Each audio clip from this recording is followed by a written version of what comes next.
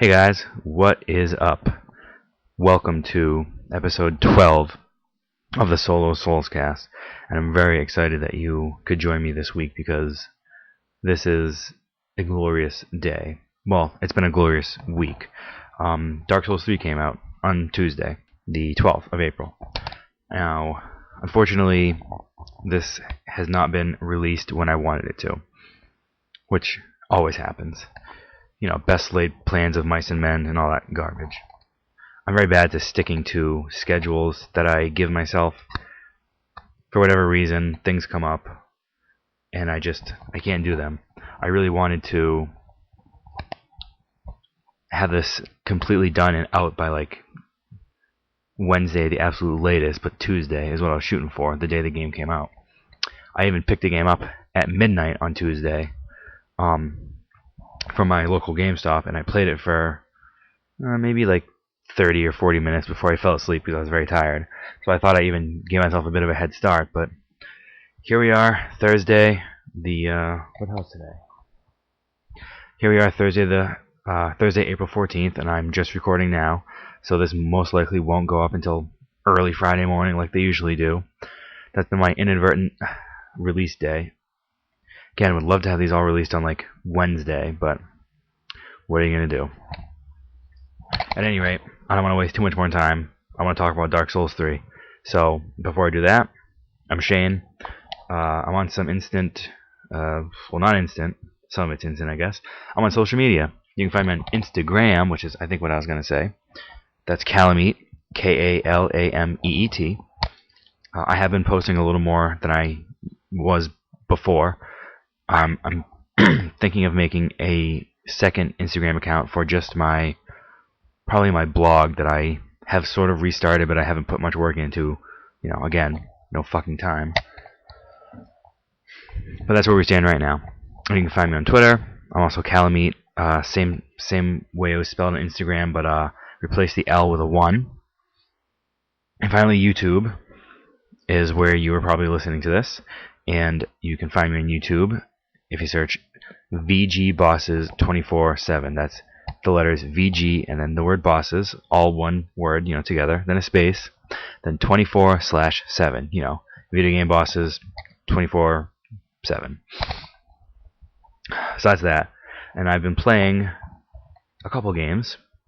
Nothing's really changed since the last few weeks. I actually just beat Illusion of Gaia on, what day was that? Saturday, maybe? Saturday night, I think I beat it. Yeah, so I beat Illusion of Gaia. I still have a few boss battles to upload from that. I was playing the original Dark Souls, which I said I was going to stop playing. I might still play it here and there, even though I'm going to be heavily into Dark Souls 3. Because I don't want to just put down Dark Souls, but we'll see how it goes playing the two games concurrently. It might be a little bit weird because the mechanics are different and all that kind of stuff. But I just beat Sif, and that's basically where I am. I have to go to Blighttown and go through that, go kill Quelaag. So, and I'm still playing The Binding of Isaac Rebirth. I haven't played it as much recently. I did actually finally upload some boss battles to that, which I haven't done in a couple weeks. To my YouTube, that is. So that's what I'm playing, and obviously I'm now playing Dark Souls 3. So let's get into it. Pretty short intro. Usually my intros are like 7 to 10 minutes. We're at the 4.5 mark. I don't want this one to be super long. I'm shooting for like 40 minutes. So let's jump right into it. This episode is strictly just Dark Souls 3 first impressions from me. I've put about 5.5 hours into the game. Well, my game log is 5 hours and 27 minutes, I think. And probably about 20 of that is me sleeping with the game on. Because again, I fell asleep. It was Tuesday morning at I didn't start playing until probably 1 in the morning. So I was playing it Tuesday morning, and I had been up since 4:20 a.m. Monday morning and, worked a 12-hour shift. So I was very, very tired. But for all intents and purposes, I have 5.5 hours in the game, and I feel like I'm really not very far. I feel like I have not made good progress so far. It's slightly frustrating. I'm experiencing similar difficulties that I've had with Dark Souls that I've talked about a few times, that I seem really, really rusty, and I'm not in my groove yet, which is kind of strange because, I played the hell out of both Bloodborne and the Dark Souls 2 Scholar of the First Sin last year. I played those quite a bit. So the fact that I'm rusty is a little weird. But even with that being said, I'm loving the game. I think it's absolutely spectacular, and I'm going to go over the things I like and then anything I dislike so far, because I'd like to be, fair. I do this podcast because it's my favorite series of games, and it's something that I'm very, very passionate about. But I still want to be fair and balanced. There are some things a couple things so far that I'm not, maybe I'm not hugely into. So, starting the game has a pretty cool cutscene at the beginning, like they usually do. And, you do the character create, and then you're basically in this little tutorial kind of level, which Demon's Souls started with a tutorial level, and Dark Souls did, the Undead Asylum. That was basically the tutorial. Bloodborne... Did Bloodborne have a tutorial level? I don't remember. And Dark Souls 2 had that weird little opening area right before you get to Majula. So, it's pretty typical. You fight a boss at the end of it who is pretty easy. Again, which is kind of how they go. The tutorial bosses for most of the Souls games are pretty easy. I feel like I'm saying tutorial weird. Tutorial. The tutorial of 2. Yeah, the first boss has a very strange name that I'm probably not going to pronounce correctly. I have it written down here too. It's I believe it starts with an I. It's either an I or a lowercase L, but I'm pretty sure it's an I. It's spelled I-U-D-E-X, so Idux? Udex? I'm not sure. But Udex Gundyr. So a very weird name, but he's a big knight, and he's a big giant sword. So right off the bat, it's a night boss, which is fine, because he's the first damn boss of the game. I know from what I've read, I've actually been very, very good at avoiding spoilers, but from what I've read, a lot of people say the bosses are much, much better than Dark Souls 2. Like, they heard the complaints that people had for the bosses of Dark Souls 2, and they listened, basically. So I'm very excited to see what these bosses look like. But this guy, he's a big knight, he's got a big sword. You can roll and dodge past him. I'm using a... Oh, shit. I don't remember what my class is that I started with. I had a notebook that I wrote down some notes, and I don't know where that notebook is. I believe I started with the warrior. Whichever one starts with the battle axe. It's either the knight or the warrior. I started with him, and I'm just two-handing the battle axe. It's decently powerful. I haven't found anything better to use yet. But I dodged around his attacks, and when you get him... Oh, before I go on, obviously, spoilers for the first, 5 hours of Dark Souls 3, so if you don't want spoilers, I guess stop listening, which doesn't sound very good. Please stop listening to my podcast.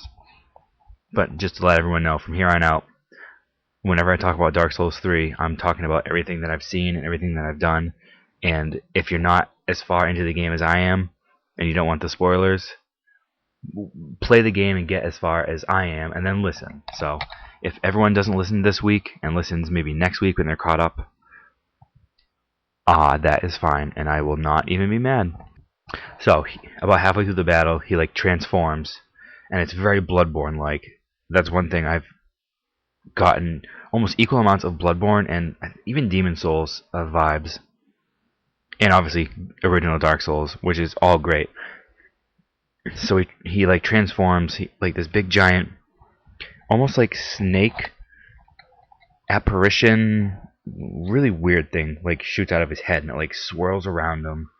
It's really, really cool, and it was unexpected. So he killed me the first time because I wasn't expecting it, because that monster that shoots out of him is pretty powerful. But I beat him on my second try. And there's a few other enemies that you find in the game where this also happens. It's like a worm or something, but it's really, really cool. So you beat him, and, you keep going on. What's after that? You get to Firelink Shrine, which is pretty cool. It's not the Firelink Shrine of the first game. It's an indoor area. This is the first thing that reminded me of Demon's Souls. It reminds me a lot of the Nexus. It's an indoor area. It's got stairs that go up. It's got other stairs that kind of go down, and it's actually a really confusing area. I was pretty perplexed at where to go in it. And I got stuck for a little bit before I realized that you can fast travel right at the start from the bonfires, which I'm a big fan of, because playing through Dark Souls, the original, I just kept thinking like, oh, I have to go back to this area, let me just get to the bonfire and I can travel there. Nope, you gotta hike, which sucks. That's one thing they took from Dark Souls 2, which I'm glad they did. And then I guess by extension Bloodborne as well. I like the fast travel from the beginning. So you're in Firelink Shrine, you walk around, there's a woman there that, you know, levels you up like in all the Souls games, in Bloodborne and Demon Souls. And then there's a blacksmith, who is Blacksmith Andre. I don't know if it's the exact same Blacksmith Andre as in Dark Souls, but he certainly looks the same, he has the same name, and I'm pretty sure he has the same voice. So that's pretty neat. I don't know the timeline of this game, where it takes place, but there's a lot of similarities, I'm assuming all intentional, and lots of callbacks, lots of references to Dark Souls. So I don't know if this is a descendant of Andre who just happens to look the same and have the same exact name, or if it's really the same Andre. But it's very cool. So he does the typical blacksmith stuff. He doesn't sell anything, which I was a little disappointed with. But he's the one you go to reinforce your Estus, to have more uses of the Estus flask, which was the fire maidens, the bonfire maidens, whatever they're called, in the first game, and then I think you just do it right at the bonfires in the second game. I don't, or maybe you needed the Emerald Herald. I don't remember. So you putz around there for a little bit, and I realized you had to travel from the bonfire there to the high wall of Lothric, which is like the first real area of the game. You know, it's like your typical castle kind of area. It's different, I think, than some of the other games. It's similar but different. That's what I'll say. You know, because a lot of it's crumbling. There's fires everywhere. There's lots of people that are just worshiping these like weird statues, and I don't know if they're actual statues or if they were people that got maybe disfigured and turned to stone, but they're passive enemies. They don't attack you. You can kill them, but they just worship, and like they're like praying or worshiping to these weird statues. So that's another Bloodborne kind of thing, I think, right there. But most of the enemies I've seen so far are just your typical like grunt soldier kind of guys. You know, they're not too hard. You can kill them in 2 or 3 hits, but they can definitely kill you. Everything seems to go a little faster. Enemies, specifically, these guys attack me faster than I'm expecting. I always wait a second too late to attack myself, so we usually will attack at almost the same time, but I'll take a hit as well. And that's another thing they borrowed from Bloodborne, which I think for some of the earlier like press releases and like the first trailers and the first live gameplay, it was blown out of proportion how fast the game is. People were saying it was going to be as fast as Bloodborne, as far as, you know, how fast you attack and all that kind of stuff, because the Souls series has been known to be a pretty slow, meticulous kind of game, especially as far as the combat goes. Dark Souls 3, the combat is not as fast as Bloodborne, but it is faster than Dark Souls and probably Dark Souls 2. It's more fluid, which I really like. The way you swing the weapons, even the way you roll, everything looks great, it feels great. Fluidity is abundant here. So that's definitely something they took from Bloodborne, and I think that's a positive. And the way when you hit enemies and their blood comes out, like their blood gushes out, in a very similar way to Bloodborne. So those are a lot of the things they've taken from that. And the actually, I guess since we're talking about Bloodborne similarities, the aiming reticule is that tiny little like dot of light, which is exactly like Bloodborne. And if you look at your menu to see items you have, it will tell you how many you have on hand and how many you have stored, which is exactly like the Bloodborne system. Like it'll say on hand like 1 of 10 and then stored 0 of 600. So exactly like Bloodborne in that aspect. Why does my computer screen keep going out? It never used to do that. So the high wall of Lothric has a lot of night kind of enemies. There is a dragon. It looks like a kind of an undead dragon, and it doesn't move for a while, but then eventually it does get up and start shooting fire. So it's like that classic get through this part without getting burned by the fire, which is in like all of the Souls games basically. You get to a boss in this area, and his name, and I actually mentioned this guy last week, so this isn't a huge spoiler, but his name is Vort Vord or Vort, V-O-R-D-T. I don't know if you pronounce the D or the T. Vort of the Boreal Valley. And he's a big knight, so I guess that's 2 knight bosses in a row. But he's a lot different, because he's kind of on all fours. And he's like really big and round. And he has a big giant mace. And I definitely remember seeing him from some of the early footage they showed. I remember even talking about him on the regular Soulscast with Adam on one of the Dark Souls 3 episodes we did, when a trailer had been released, and it just showed a bunch of different cuts from various parts of the game. And I remember seeing that boss and thinking he looked very cool. So fought him. I think he killed me twice, so I beat him on my 3rd try. It wasn't super hard. He was a little tough. You could kind of just use the strategy that you use on most of like the big like dog wolf bosses, like Sif or the Royal Rat Authority, where you can kind of like stay under him and just get some hits in there. He's not nearly as big as those ones. He's like almost floor level, but you can still kind of get under him and smack him. So I fought him. He wasn't too bad. And after that, you go to the Undead Settlement, I believe, which is it's still like a castle-y area, but or maybe the outskirts of a castle, and it's a lot of like rickety, crappy old houses, and there's like a bunch of bridges, and like it's a settlement, like where people had lived. So I'm kind of fighting through that right now, and that's basically where I am. I know I missed a bunch of stuff there because I didn't take a lot of notes. Might as well consult the notes that I do have right now. No, not very many notes at all here. That's fine. So I'm going to talk about how I'm doing with it so far. And I'm like I said, I'm having a tough time. I'm finding it a little bit difficult. I'm not using a shield. I'm two-handing the battle axe, which I have upgraded to +2 right now. I haven't found a ton of materials to upgrade. I think I need 6 Titanite shards to upgrade it to +3. Estus is something I'm having a hard time with. There's a new flask, the Ashen. I think it's called Ashen Estus flask or Ashen flask. I don't remember the exact name, but it refills your blue bar underneath your health and above the stamina, which is for your like weapon arts. Because each weapon has a different skill that you can use, that you can activate, and that takes this.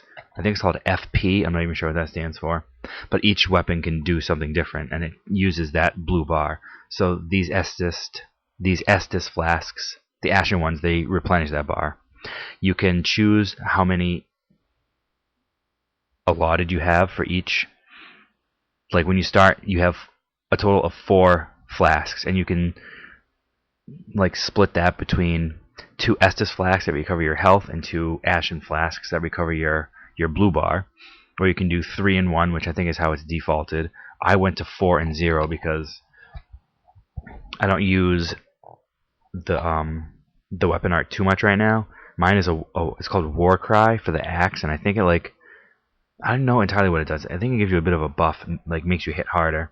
I think that could be very, very wrong. So I don't use that. I use it a little bit, but I don't use it too much. And I was having a hard time with health and getting healed, so I just decided to take all of them off the Ashen and put them on the Estus. I found an Estus shard, so I'm currently at 5 uses for my Estus flask, and it doesn't heal you a whole lot. I will say, my health bar is a decent size, and it only gives me back like a third of it, so it's almost unhelpful. I need to find something that gives me more health when I use it, which I'm sure I'll come across. I'm going to try my absolute very, very best not to look up anything until I beat this game at least once. And if I get stuck, I'm going to try and figure out what to do. I'm not going to stay stuck in an area for like a week straight. I am going to look it up if I really need to, if it's something super obscure. But I've played 5.5 hours and I haven't looked up anything, which is better than I've done for probably any of the other games. So I'm pretty happy about that. And like I said, I've avoided just about every spoiler, minus maybe a couple real small ones. Let's talk about some of the Dark Souls stuff that I've seen. The Andre the blacksmith is there. There's a cutscene after you beat Vort, I believe, where the winged demons that reside in Anor Londo from the original Dark Souls, they show up and they carry you to the undead settlement area, which I believe they carry you to Anne Orlando from Sen's Fortress, I believe, right? So I guess that's kind of cool. So I was happy to see them. I did find, when I just played for about 40 minutes before I started the podcast, I just found Sigward of Katarina. If you guys remember Sigmire, he was the big fat onion knight guy who was sitting outside of Sen's Fortress in Dark Souls. Yeah, I found him, and it was a pretty cool little, like, I don't know if it's like a quest line because it was real short. I'm sure I'll see him again, but he was on this tower and he was trying to get up the tower, and we eventually got up the tower with this elevator, and then we're sitting on like a balcony area, and we can see a courtyard below, and there's this huge monster, like a flaming monster with a huge I think an axe. He's just walking around, and he mentions how he doesn't want to fight him because he's way too big. So I jump down there because I have nowhere else to go. I jump down there to fight the monster, and he joins me. So we fight the monster together, and then kill him. And I got killed at the very fucking end. But he doesn't respawn, so we killed the monster. I got back there, and he was still sitting there. So it's pretty neat. He gave me an item that gives me back some health when I use it. And then he gave me a gesture, which is the toast. Like, to toast something. Cheers, toast, So that's pretty cool. So that was really neat. And he looks exactly like Sigmire. He's decked out in the Katarina onion armor, but he's Sigward. So I don't know if that means he's like his brother, or like his son, or something like that, or if all the Katarina Knights just have Sig as the first part of their name. His voice was definitely different, I believe, too. So that was very cool. I like that a lot. That might be basically it, besides like all the returning items: Homeward Bones, Gold Pine Resin, a lot of the just like the normal weapons that were in Dark Souls. The Dark Sign is a item you have. Some of the spells I've seen on the loading screen, like Soul Spear. I don't have any spells, so I'm not sure what there is, but the loading screen, shows you the item descriptions like it always does. So there's a lot of cool Dark Souls stuff, and I really like it. I'm fascinated to see how this game ties into Dark Souls, and even Dark Souls 2. Who knows? I'm sure it will. Because Dark Souls 2, Dark Souls 2 tied into Dark Souls in very subtle, clever ways. Like with the New Game Plus, you get the boss souls from the first game. And there was a few others, like Patches, I think, was in it. His name might not have been Patches, but I'm sure there'll be a Patches kind of person in this game as well. And I'm sure there'll be like a snuggly, sparkly crow as well in this game. But Dark Souls 3 is pretty deliberate with its references and similarities to the original Dark Souls. I'm sure there's going to be a lot of more subtle, hidden stuff, but there's a good amount of stuff right out in the open. Like, I don't really remember any enemies from Dark Souls 2 besides like the hollow soldiers at the beginning, like the real like low-level grunts that were in Dark Souls. It's not like there was any like special enemies that were in Dark Souls. Like, I've already seen the winged demons from Anne Orlando, and I'm sure there's going to be more. So I'm just very excited about that. It's really cool how it's all kind of coming full circle. So I'm very excited to see where the story's going. I don't know what the story is about so far. Instead of humanity, this game seems to be all about like fire, because they mention hollows, but when you beat a boss, you turn back into your ember gets rekindled, I think is what it's called, which is what happened in like, at least in Demon Souls, where you beat a boss, you would get all your health back. You wouldn't be hollow, or whatever they called it in that game. I don't remember. I haven't played it in ages. I don't remember if it was like that for Dark Souls as well, and you get embers instead of humanity, but it does the same thing. And when you're like a human, or whatever you want to call it, you look like a human instead of like the kind of zombie-ish person, like a hollow. But your clothes are also like kind of on fire, like tinged with like orange flame. It looks very, very, very cool. The story, I don't know much of the story. You need to find the Lords of Cinder, which is another callback to Dark Souls, because Gwyn was the Lord of Cinder from the end of the first game, the boss. And now there's more of them that you need to find. Either find and kill, or find and bring back to put on the thrones. What the fuck is going on with Audacity? Why does it keep like freezing? Ooh. This computer is the shittiest computer that's ever been. God, I need a new one. Yeah, in Firelink Shrine, there are 5 empty thrones that are kind of set up in this one area. And they talk about, the characters there talk about finding the Lords of Cinder. And most of the other NPCs I've come across, they mention that. So I don't know if I'm finding them to bring them back, or I gotta find them and kill them, or what. I'm sure when I find them, I'll have to kill them. So that's kind of the story. I'm trying to pay more attention to the story than I usually do. Usually, for the Souls games, I'll play through it a couple times, and then I'll just read about the story after the fact. I'm going to see if I can try to piece it together a little bit by myself, which I'm probably not going to be able to, because I'm really bad at that kind of stuff. So I'll just I'll figure it out best I can, and then I'll go from there. I'll read about it after I beat the game a few times. I haven't looked at any of the trophies yet, because again, I don't want to spoil anything for myself. So I'm not going to worry about the trophies this first playthrough. Hopefully that won't screw me too much, but I really do want to get the platinum. Unless there's some trophy that's like absurd. Like in Dark Souls 2, there was one trophy you had to rank up in one of the covenants, one of the like the PvP covenants. You had to have like 500. If you got 500 kills, you got this certain item or something like that.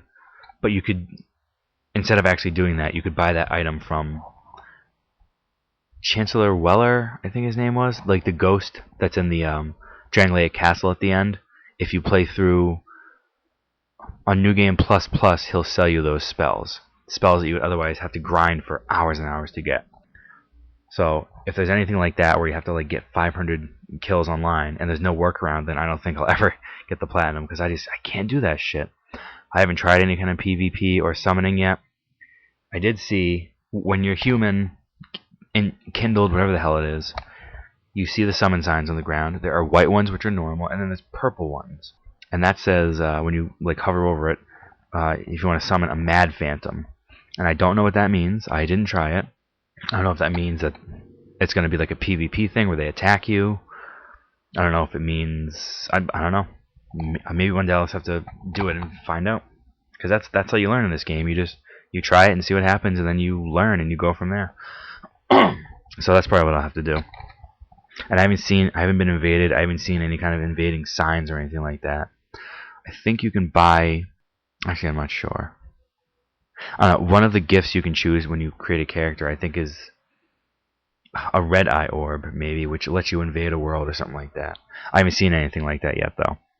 And I chose the life ring as my starting gift, which gives you a little extra HP. We're doing pretty good here. This is a good one. The game looks beautiful. I've only seen... Basically, there's been castles and far-off vistas and landscapes and mountains and trees and stuff like that. But it looks awesome. You can... At one point, I think when you beat Vort, you go to this cliff area. It's like right after his boss area. And you can look out at the kingdom, and you see like way off in the distance mountains, and then you see like these big structures, like a big... It might be a big cathedral or church, and then you see like the castle, you see like the little village. It's probably the undead settlement. It's really cool how you can just see everything, and it looks very good. The game definitely looks amazing. I know I talked last week and I've read that there are frame rate issues. I haven't run into anything like that yet, so I can't really say. If the game's run very well on my PS4 so far. And from what I understand, I believe it's also running very well on the PC. But I don't care. Fucking PC. What am I, some sort of clown? Disclaimer, I don't like the PC. I don't like playing games on it. I like a console. A console I can buy once and I don't have to upgrade it as time goes on. If anything, I might buy a new hard drive, which I'd like to do, but that's it. You know, if I have a PC, I need to make sure it's up to spec to play games. And then in 3 years, I gotta buy more stuff for it. Blah, blah, blah. The only game I ever played, the only PC game I ever put more than about probably 2 hours into was Diablo 2. And that game, that's one of my favorite games ever. I would put it in my top 10 without a question. And I would I would boot that game up and play it right now. Even though playing it with a mouse and keyboard hurts my wrists after a while. I have like very weak wrists. I broke them a bunch as a kid, and I don't know if that contributes to it, but they hurt if I either type or use a keyboard and mouse for too long, especially playing Diablo 2. But back in the day, in middle school and maybe freshman year of high school, which this is back now in like 2001, I played it all the time, and I said to hell with my wrist pain, and I would play it for hours and hours and hours, and I didn't care how much my wrists hurt. I've always thought it might be like carpal tunnel, because I also, if I write for too long, like with a pen or pencil, my wrists and hands and fingers will start hurting a lot. So I don't know. My bones are just garbage bones. So that was my anti-PC tangent, and I hate people that are like real serious about it, where they use like the PC Master Race hashtag and all this garbage. It's like, can we just get along? I used to be the most ridiculous Sony fanboy, where I always say like, Xbox is junk, they have garbage games, I hate Xbox. Because my friend was a big Xbox fan. He got the original Xbox and then he got the 360. He was a huge Xbox fan. Ironically enough, he's back with the PlayStation. He's got a PS4, he plays it all the time. And I was like, so stupid about it. Looking back now, it's like, what does it matter? They're different systems, they have mostly the same, like 95% of the same games, and they have exclusives. And you know, if you like more shooter online co-op based games, you go to the Xbox One. If you like RPGs, you definitely would stick with the PlayStation. Sony's had many good RPGs over the years, going back to the PlayStation 1. Xbox, it doesn't seem to care too much about RPGs, but they got the Souls games. I actually remember, now maybe I'll actually talk about Souls for a minute, when Demon Souls is a PS3 exclusive, and when I heard that Dark Souls was going to be released for the 360, I was like, oh, that's lame. They don't deserve to have a Souls game. They're just stupid Xbox. And I know that's a very immature attitude, and it's very dumb, and I wish I never thought like that. I don't anymore. I'm much more mature. I'm actually grown up now. But I'm glad that Xbox got the Souls games. Hell, they should have Bloodborne too, but oh well. Xbox One guys, seriously, acquire a PS4 legally and play Bloodborne, because it's amazing. Okay, I think that was a pretty good tangent about not Dark Souls 3. So let's bring it back around. I'm going to end this in the next probably 5 minutes. So I talked about the bosses I fought, I talked about the enemies, how the game looks. It looks great. I talked about all the Dark Souls references, all the Bloodborne mechanics they've borrowed. I said that it reminds me of Demon Souls a little bit too. The way the Firelink Shrine looks reminds me of the Nexus. And there's these enemies, they're like kind of big and fat, and they carry like a book in one hand and a big axe in another, and I think they have a hat too. And just the way they look and the way they walk, they remind me a lot of the fat magicians from Demon Souls who laugh. Like you'll hear them laugh in the distance. They have like the top hat. They throw fireballs. They remind me of them. Now, I don't think that's any kind of callback. That's probably just coincidental. I don't think they really call back to Demon Souls since it's not the same series. Although I would assume there's going to be some sort of Moonlight Sword in this game, like there has been in Demon Souls, Dark Souls 1 and 2, and Bloodborne. And previous From games. I think Kingsfield has it as well. Maybe that's where it debuted, actually.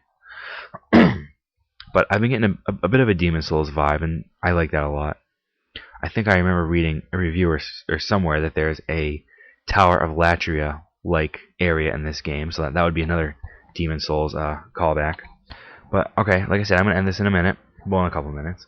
I'm just kind of recap real quick. I have about 5.5 hours in it, and I'm loving it. I really am. It's great. It's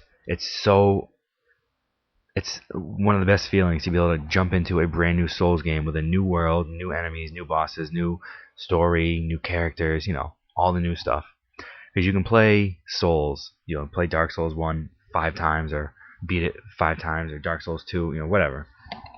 There's nothing like exploring the world for the first time and not knowing where the secrets are, and not knowing what things do, and not knowing how to fight the bosses or what the bosses are going to look like. I remember the first time I played Dark Souls, the first time I fought the Gaping Dragon, that little intro movie where he comes up over the the kind of waterfall thing, and I'm pretty sure I talked about this very recently, maybe the Dark Souls bosses episode. But the way he comes up, it's like he has this little like head that kind of looks like an alligator, and it comes up, and then the rest of him comes up, and he like rears back and does this big dragon roar, and that stayed with me forever. Well, it stayed with me up until now, and it's one of my favorite little cutscenes, maybe my favorite boss introduction cutscene of any of the games. I just thought it was mind-blowingly amazing how they kind of make it look like it might be like this alligator boss, and then it just comes up to be this ridiculously grotesque dragon. It's just awesome, and it's so exciting to be able to discover this stuff again, because once you play through it once, maybe when you play through it twice, if you find all the secrets, and the secrets, fucking Audacity is being stupid again, Jesus. Once you play through it once or twice and find the secrets, that's it. You can't play through it again for the first time. It's like a really good TV show or a movie. You can't rewatch them for the first time. I would love to be able to watch Lost and Breaking Bad again for the first time and not know all the twists and turns and the awesome like cliffhangers and all the great story arcs and the plot twists and all that. Lost is probably my favorite show besides The Simpsons, and Breaking Bad is right up there, probably in like the top 5 as well, top 3 probably. And there's nothing like watching them for the first time and just getting that feeling of excitement and awe and shock like wash over you or crash into you in some aspects. So that's why I'm really excited for Dark Souls 3, because that's what's going to be like, discovering things for the first time and going through a boss fog gate for the first time and seeing some boss that's going to blow my balls off. I'm still waiting for that giant skull guy that I remember seeing in the that trailer they released. The main character walks into like this darkened cave, and then in the background this huge skull like appears and comes out of the darkness, and he's only on screen for like maybe not even 2 seconds, and then it cuts to the next thing. But that was my favorite part of that trailer, and I just thought like, oh man, they're doing the big giant bosses. I can't wait. So I can't wait to find the big giant bosses, and I can't wait to find the Dark Souls references and the stories connecting and all this stuff. I'm just very, very, very excited. Here's how I'm going to end it. If there are any Souls fans that are hesitant about buying it, I would absolutely suggest it. If you didn't like Dark Souls 2, don't worry, because this game is not like Dark Souls 2. It is much more like the original Dark Souls. And it does have some Bloodborne in there, but not a whole lot. You're not going to think that you're playing Bloodborne. You're definitely playing a Souls game. So if you're a Souls fan that didn't like Dark Souls 2 and is on the fence, I would definitely buy this. If you have never played a Souls game and you want to dive in and buy Dark Souls 3 as your first game, I don't know if I would do that. I have talked about this before. Adam and I talked about it on the regular Soulscast. That might have been our last episode, actually. I would still start with either Dark Souls as the first game, or even better, Demon Souls. Dark Souls 3 would be interesting to dive into as your very first game. I'd love to find someone that has never played a Souls game and started with Dark Souls 3 and get their perspective on what the hell's going on, because they're not going to appreciate or understand, the significance of a winged bat demon or the Sigward of Katarina or anything like that.